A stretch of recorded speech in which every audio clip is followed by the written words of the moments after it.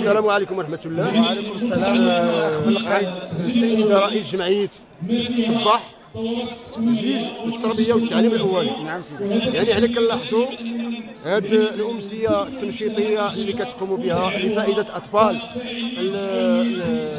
الجماعة القروية لجماعة الصباح، يعني هذه تدل على أن هناك اهتمام بالطفل الذي هو أساس المستقبل ديال الدولة ولا ديال المنطقة ككل.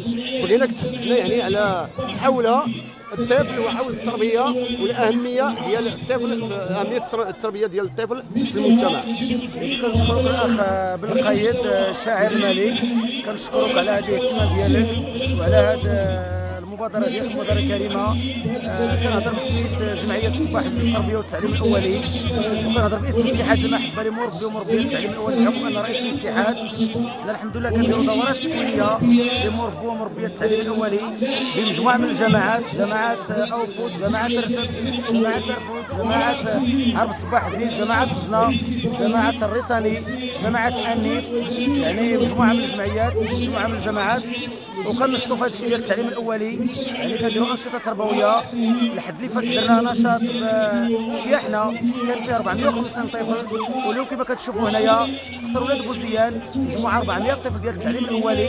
كنقوموا بصبحيات وبجلسات تنشيطيه، وكنشكرك على الاهتمام ديالك يعني بالطفوله وبالمربى والمربيات ديال التعليم الاولي. شكرا السيد الرئيس على الاهتمام ديالكم بالطفل في المنطقه كلها وعلى التشجيع ديال التربيه الاوليه.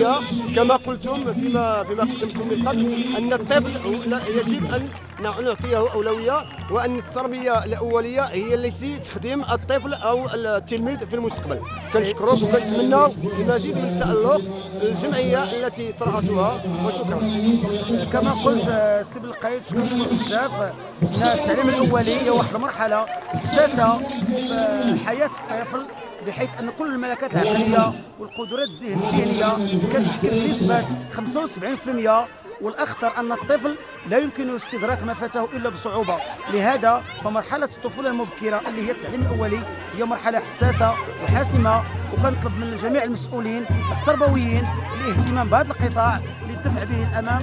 وشكرا استاذ بالقيد، ومعكم السي عبد الله بوطاهري. واخا سي عبد الله بوطاهري، حتى الكلمه نريد كلمه منك حول هذه الامسيه وحول الاهتمام ديال الجمعيه ديالكم بالطفل. هذه الجمعيه ديالنا ديال الصباح للتربيه والتعليم الاولي كتسهر على جميع الانشطه اللي كتدور في الجامعه ديال عرب الصباح عزيز. نعم.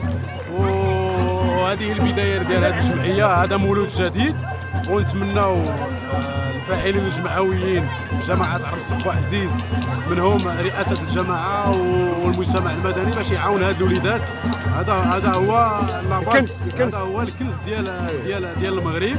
ونتمناو هذه الرساله توصل لجميع الفاعلين في المغرب. نعم. والله ينصر سيدنا جلاله الملك نصر الله محمد السادس.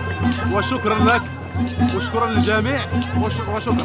هذا الشيء اللي نقدر نقول، لنا ما يمكنليش نعبر هذا الفرحه. شكرا لشاعر الملك. وشكرا لشاعر الملك على هذا الاهتمام به بالطفوله والمجتمع المدني خاصه في المغرب كامل ماشي في الجماعه. شكرا لك بالقيد، شكرا لك بالقيد. السلام عليكم ورحمه الله تعالى وبركاته. نشكرك كذلك ونتمنى لكم المزيد من التألق. شكرا لمنامي.